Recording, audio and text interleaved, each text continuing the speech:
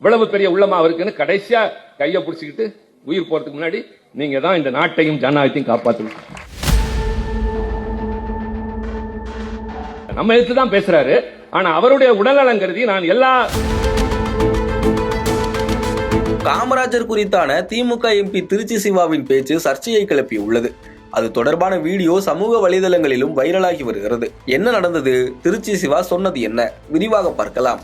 மறைந்த முன்னாள் முதல்வர் காமராஜரின் பிறந்தநாள் விழா நேற்றைய தினம் கொண்டாடப்பட்டது.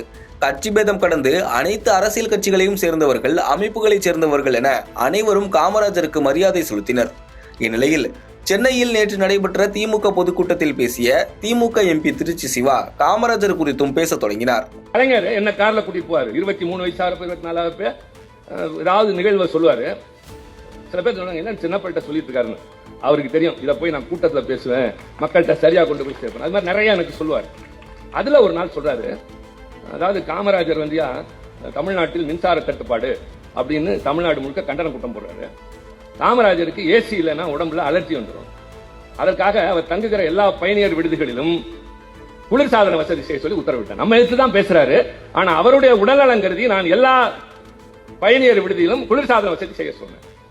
இவ்வளவு பெரிய உள்ளமா அவருக்குன்னு கடைசியா கையை பிடிச்சிக்கிட்டு உயிர் போறதுக்கு முன்னாடி நீங்க தான் இந்த நாட்டையும் ஜனநாயகத்தையும் காப்பாற்றணும்.